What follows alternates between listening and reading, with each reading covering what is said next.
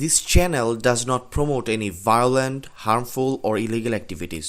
All content provided by this channel is meant for an educational purpose only. তো ওই অবস্থায় কিন্তু আমি চ্যালেঞ্জ দিয়ে ছেড়ে দিলাম। তো চক্রান্ত এখনো আছে। ইস্ট তিমোর মতো বাংলাদেশেরও একটা অংশ নিয়ে, তারপরে চিটাগাং, মিয়ানমার, এখানে একটা খ্রিস্টান স্টেট বানাবে, বে অফ বেঙ্গলে একটা ঘাঁটি করবে। তার কারণ হচ্ছে যে বে অফ বেঙ্গল এবং ভারত মহাসাগর, এখানে প্রাচীনকাল থেকে ব্যবসা বাণিজ্য চলে।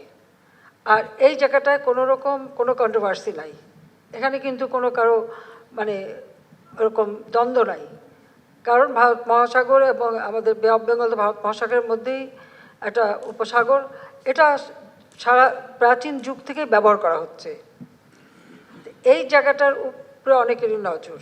2 বছর আগে 2024 সালের 23শে মে গণভবনে ঐক্যজোটের এক সভায় বাংলাদেশের তৎকালীন প্রধানমন্ত্রী শেখ হাসিনা এক ভয়ঙ্কর আন্তর্জাতিক ষড়যন্ত্রের দাবি করেছিলেন। তিনি জানিয়েছিলেন বাংলাদেশ ও মায়ানমারের থেকে কিছু অংশ কেটে নিয়ে একটি স্বাধীন খ্রিস্টান রাষ্ট্র গড়ার ছক কষছে এক সাদা চামড়ার মানুষ। সেই সময় বিষয়টি নিয়ে তেমন তোলপাড় হয়নি। সকলেই ভেবেছিলেন ভোটের আগে মানুষকে মিথ্যে ভয় দেখিয়ে নিজের পক্ষে রাখতে চাইছেন হাসিনা। কিন্তু সেদিন কি সত্যি মনগড়া কথা বলেছিলেন বাংলাদেশের প্রাক্তন প্রধানমন্ত্রী? না, তিনি মনগড়া কোনো কথা বলেননি, তিনি সঠিক কথা বলেছিলেন। আমেরিকার শর্ত মানতে অস্বীকার করায় কথিত মেটিকুলাস ডিজাইনের মাধ্যমে তাকে ক্ষমতাচ্যুত করে ডক্টর মোহাম্মদ ইউনূসকে সিংহাসনে বসানো হয়। কলকাতায় আমেরিকান নাগরিক ম্যাথু ভ্যান ডাইকের গ্রেফতারের পর শেখ হাসিনার 2 বছর আগে করা মন্তব্যটি আবারও আলোচনায় এসেছে। বাংলাদেশ, ভারত এবং মায়ানমারের কিছু অংশ নিয়ে পূর্ব তিমুরের মতো একটি খ্রিস্টান রাষ্ট্র গঠনের চক্রান্ত চলছে, যা সারা ভারত জুড়ে এই ঘটনায় তোলপাড় শুরু হয়েছে। সম্প্রতি ভারতীয় গণমাধ্যমগুলো বিষয়টি সামনে নিয়ে এসেছে। India.com গত 17 March, meet Matthew Van Dyke from US, currently in NIA custody over suspicious acts, why his arrest serves as warning to Indian security agencies শিরোনামে এক প্রতিবেদনে বলেছে, গত 13 মার্চ কলকাতা বিমানবন্দর থেকে কুখ্যাত আমেরিকান ভাড়াটে সৈন্য ম্যাথু ভ্যান ডাইককে গ্রেফতার করেছে ভারতের ন্যাশনাল ইনভেস্টিগেশন এজেন্সি বা NIA। ভ্যান ডাইক নিজেকে একজন তথ্যচিত্র নির্মাতা ও নিরাপত্তা বিশ্লেষক হিসেবে পরিচয় দিলেও NIA-এর দাবি তিনি বিদ্রোহী গোষ্ঠীগুলোকে সামরিক প্রশিক্ষণ দেওয়ার কাজে নিয়োজিত ছিলেন। মার্কিন নাগরিক সামরিক প্রশিক্ষক ভ্যান ডাইক ছাড়াও দিল্লি ও লখনউ থেকে গ্রেফতার করা হয়েছে 6 জন ইউক্রেনীয় নাগরিককে।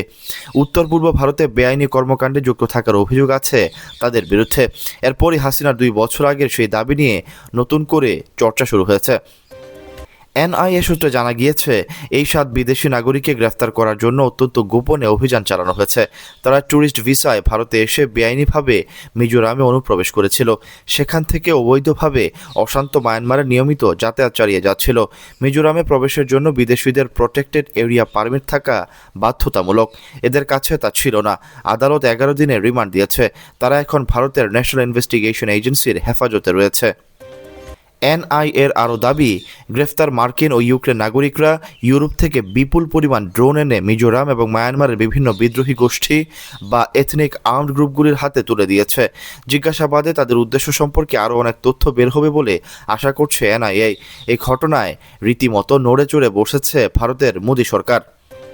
ধারণা করা হচ্ছে বাংলাদেশের পার্বত্য চট্টগ্রাম, বিশেষ করে বান্দরবান এলাকায় প্রচুর মার্কিন সামরিক প্রশিক্ষক রয়েছে, যারা বান্দরবানের সশস্ত্র বিচ্ছিন্নতাবাদী গোষ্ঠী কুকি চিন ন্যাশনাল ফ্রন্টের সামরিক, বিশেষ করে ড্রোন চালানোর প্রশিক্ষণ দিচ্ছে। কুকি চিন ন্যাশনাল ফ্রন্ট বা KNF ভারতের মিজোরাম এবং মিয়ানমারের চীন রাজ্যে যাতায়াত করে বলে গোয়েন্দা তথ্যে জানা গেছে।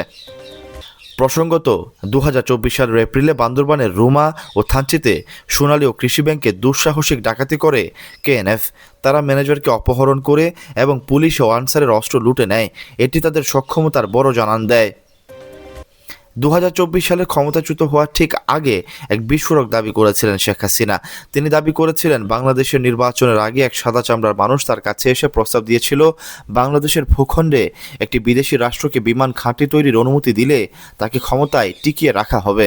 যে বাংলাদেশের ইলেকশনই হতে দেবে না, এর পরের যেটা ষড়যন্ত্র সেটা হচ্ছে ইলেকশনই হতে দেবে না, তবে দেবে।